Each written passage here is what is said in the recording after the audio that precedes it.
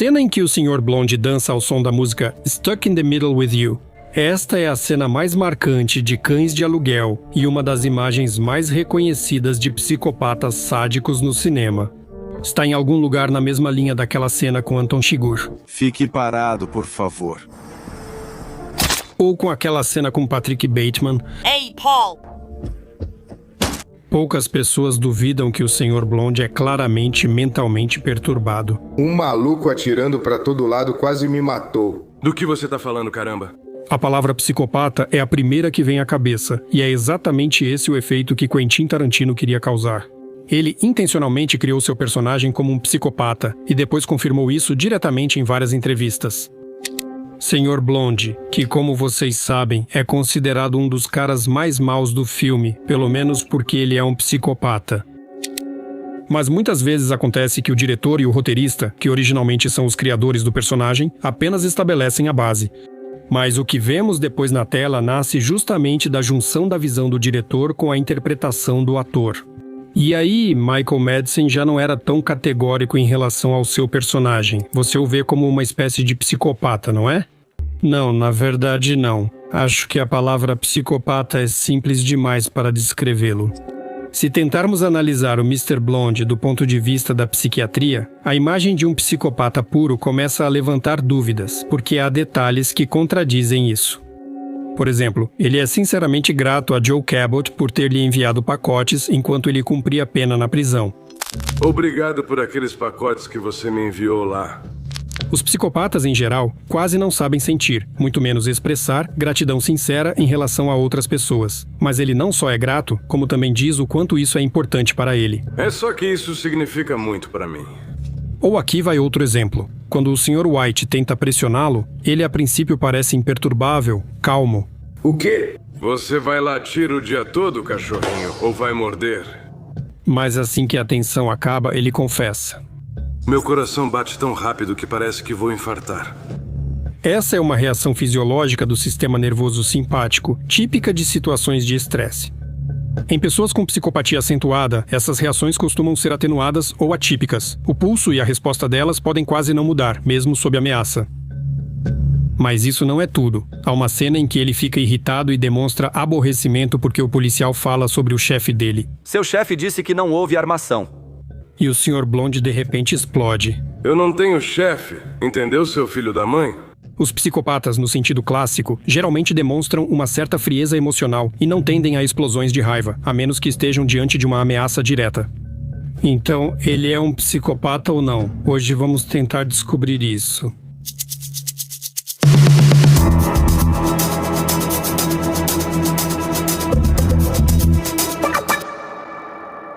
Um elemento interessante do passado do Sr. Blonde é o seu sobrenome Vega. Acho que todos vocês conhecem Vincent Vega de Pulp Fiction.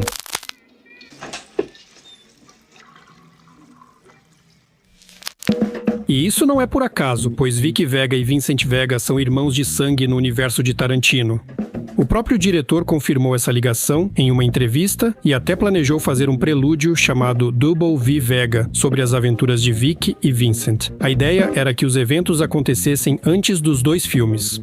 Vincent, por exemplo, diz que morou 3 anos em Amsterdã, pequeno. Diferenças sutis. No cinema em Amsterdã, é possível comprar cerveja. E esse período era para ser explorado. Vic ia visitá-lo na Europa, e eles se divertiam por lá. No entanto, infelizmente, Quentin desistiu dessa ideia e o filme nunca foi feito. Tarantino afirma que agora é tarde para revisitar esses personagens. Já que falamos dos eventos antes do filme, vamos relembrar rapidamente a história do Sr. Blonde, pois esses fatos estão ligados ao tema do vídeo.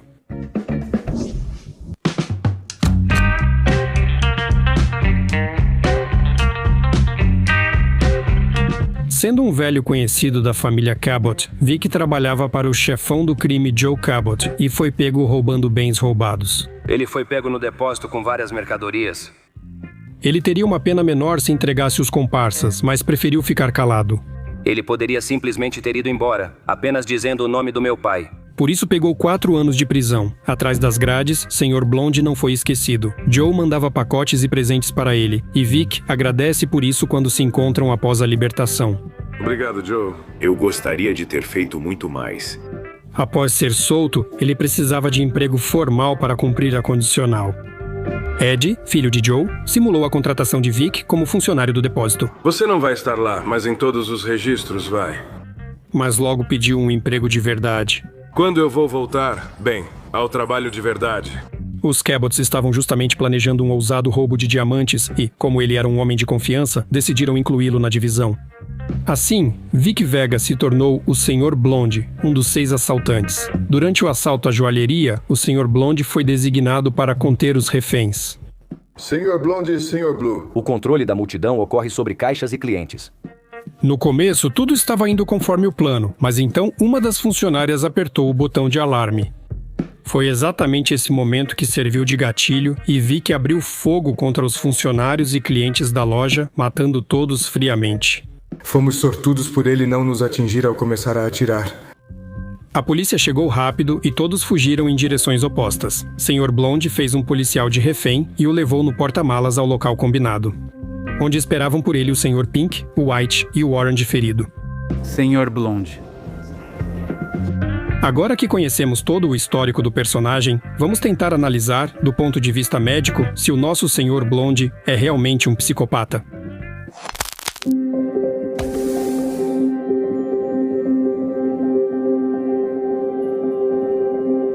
Para esse diagnóstico, médicos usam critérios de manuais como o Manual Diagnóstico e Estatístico de Transtornos Mentais, 5ª edição, ou a Classificação Internacional de Doenças, 11ª edição. Ao mesmo tempo, não existe um diagnóstico específico de psicopatia nesses manuais. Esse é mais um rótulo popular, e o termo utilizado é transtorno de personalidade antissocial. O diagnóstico é feito com base em sinais que se repetem de forma consistente por um período prolongado, seguindo um padrão estável de comportamento. Então, o que indica claramente que nosso personagem é um psicopata? Em primeiro lugar, o comportamento dele durante o assalto. Ele imediatamente começa a atirar em todos, sem distinção. Meu Deus do céu, quantos anos tinha aquela garota negra 20? E não demonstra o menor sinal de empatia ou inibição cognitiva. Ligaram o alarme. Eles mereceram isso. Enquanto os outros participantes do assalto entram em pânico, o que é totalmente lógico devido ao súbito aumento de adrenalina e à ativação do sistema nervoso simpático, Vic age com uma frieza assustadora. Em vez de fugir, ele faz um policial de refém, coloca ele no porta-malas e vai para um lugar onde nenhuma pessoa normal pensaria em ir numa situação dessas, comprar bebidas geladas. É bem possível que tenha ido justamente ao Big Kahuna Burger. Big Kahuna Burger, uma lanchonete havaiana. Dizem que a comida é ótima. Esse comportamento demonstra o que na neuropsicologia é chamado de reação afetiva reduzida. Simplificando, ele simplesmente não percebe o que está acontecendo como algo preocupante. Quando Rosovi e Beli brigam entre si, tentando descobrir quem é o traidor... Talvez seja você o traidor? Vai, atira. Vai se ferrar. Vic aparece totalmente calmo, tomando refrigerante devagar. Vamos lembrar em que terror Rosovi fugiu.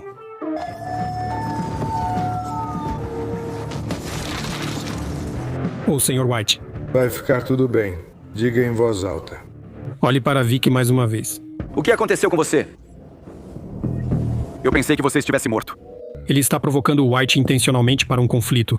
Você vai latir o dia todo, cachorrinho? Ao mesmo tempo, ele mantém uma calma exterior, demonstrando uma característica típica da psicopatia, o afeto achatado, ou seja, uma resposta emocional fraca. E, finalmente, o clímax é a cena da tortura do policial. Aqui, Blonde demonstra frieza e não para nem mesmo quando o policial menciona as crianças. Eu tenho uma criança em casa, por favor. Pronto, terminou. O que demonstra falta de empatia. Ele não sente compaixão porque simplesmente não tem como sentir. Tudo isso indica psicopatia, mas também há argumentos contra. Antes de prosseguirmos para dar uma pausa na terminologia médica, seguem alguns fatos interessantes sobre o Sr. Blonde. O carro do Sr. Blonde é o mesmo que Cliff Booth usou para levar Rick Dalton em Era Uma Vez em Hollywood. Sabe, o carro nem é meu, é do meu chefe.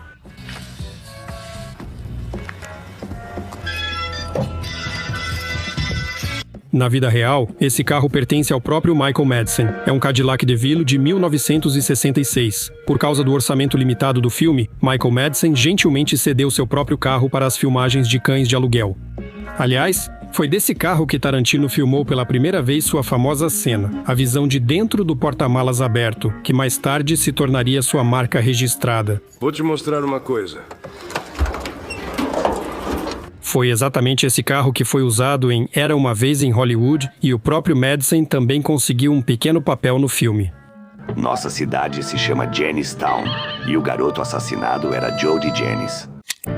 A música que Vic Vega dança, Stuck in the Middle with You, da banda escocesa Stealers Wheel, foi incluída no roteiro por Quentin Tarantino, mas ele depois se arrependeu. Não sobre ter escolhido essa música, mas sobre tê-la colocado no roteiro. Afinal, ao saberem disso, os detentores dos direitos autorais aumentaram o preço pelo uso da música, enquanto as faixas que não estavam originalmente no roteiro saíram muito mais baratas.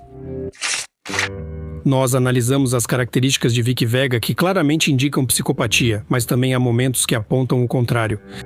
Primeiro, ele agradece ao Cabot por não esquecê-lo e sempre enviar pacotes na prisão. Em seguida, relembra as circunstâncias que o levaram à cadeia. Ele teve a oportunidade de entregar os comparsas e reduzir bastante sua pena, mas não fez isso. Ele ficou em silêncio. Ele cumpriu 4 anos de prisão por nós. Um psicopata provavelmente escolheria a estratégia de benefício próprio. Para eles, o egocentrismo e o baixo apego ao grupo são característicos. Simplificando, se eles podem reduzir a pena, eles reduzem, mas Vic cumpriu a pena. Em terceiro, sua reação no conflito com o Sr. White. Ele afirma que seu coração acelerou. Meu coração bate tão rápido que parece que vou ter um ataque cardíaco. Isso inclusive ele está claro no roteiro original. Para um psicopata clássico, essa reação fisiológica não é muito típica. E no geral, Blonde age, por mais estranho que pareça, de forma bastante honesta, ele não mente e não joga dos dois lados.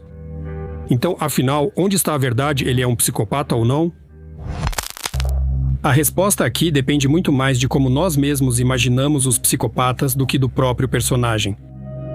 E essa imagem, para ser sincero, foi formada em grande parte graças ao cinema. Na cultura pop, a imagem do psicopata muitas vezes está longe da verdade clínica, o cinema tradicionalmente os retrata de forma caricata. Loucos com risadas insanas e tiques nervosos, maníacos de máscara ou sádicos silenciosos com rostos inexpressivos. Na vida real, psicopatas geralmente parecem pessoas comuns. Esse transtorno foi estudado de forma fragmentada, por um motivo simples.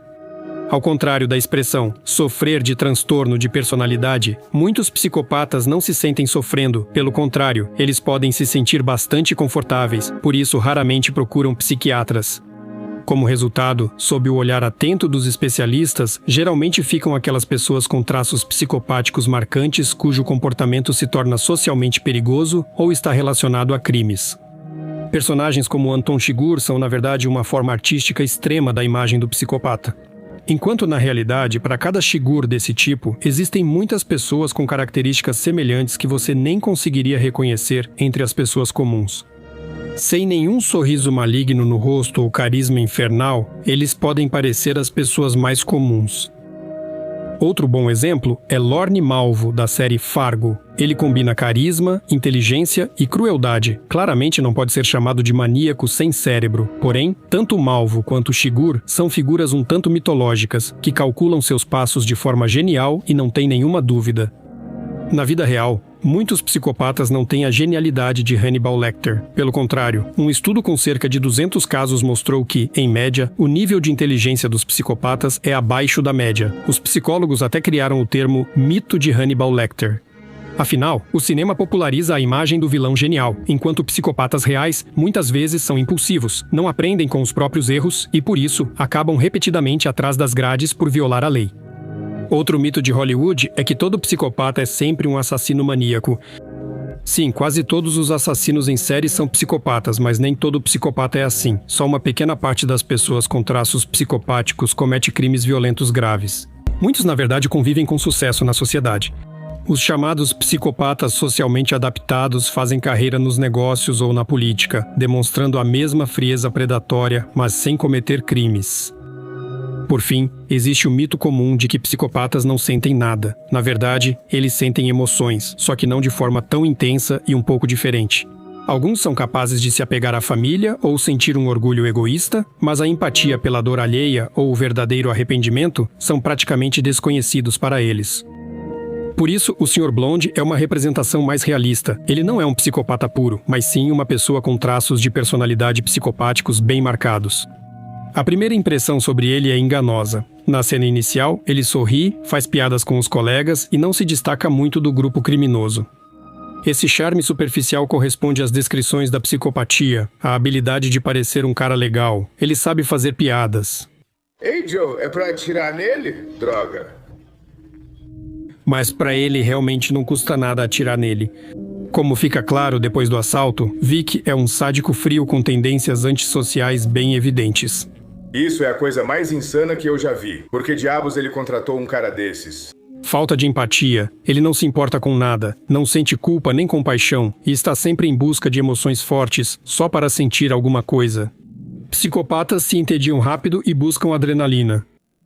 Ele claramente provoca um conflito com o Sr. White só para se divertir, e o aumento dos batimentos cardíacos mostra que ele conseguiu o que queria. Isso está muito mais próximo da compreensão real da psicopatia do que muitos clichês de cinema. Por isso, na verdade, Michael Madsen estava certo em muitos aspectos. Você o vê como um psicopata, não é? Não, na verdade não. Eu me lembro que, quando eu tinha, 9 ou 10 anos, assisti White Heat com James Cagney. Tem uma cena em que ele coloca um cara no porta-malas e pergunta se ele não precisa de ar. E faz alguns buracos na tampa com tiros, enquanto come um pedaço de frango. E isso meio que diminuía um pouco a tensão do que estava acontecendo. Dava uma certa normalidade cotidiana ao que ele estava fazendo. Havia nisso uma estranha, quase absurda contradição. Isso marcou minha vida, e eu lembrava disso ao interpretar o Sr. Blonde. Eu não acho que ele... Me parece que a palavra psicopata é simples demais, conveniente demais para descrevê-lo. Acho que ele é apenas um cara que acabou nas circunstâncias em que se encontrou e fez o que tinha que fazer. Tarantino sempre foi conhecido pela atenção aos detalhes, e é por isso que seus personagens parecem vivos e convincentes. Se você se interessa por outros personagens dos filmes dele, no canal tem uma grande série de análises, desde Vincent Vega até o Dr. Schultz. Se for sua primeira vez aqui, comece por eles. E lembro que, paralelamente aos vídeos no YouTube, saem versões estendidas no Patreon e no Boost, com trechos maiores dos filmes que ilustram melhor as teses, e o que é muito importante, com trilha sonora original. Esta análise também está disponível lá no formato completo. Aliás, falando em trilha sonora, se você é um amante da música e gosta de ouvir músicas, então neste vídeo tem um pequeno bônus. Se você entrar nas configurações deste vídeo no YouTube, na seção trilha sonora, vai encontrar também um mix musical deste vídeo sem a voz. Também escreva nos comentários qual dos cães raivosos você gostaria de ver a seguir ou talvez, se você tem suas próprias sugestões para futuras análises,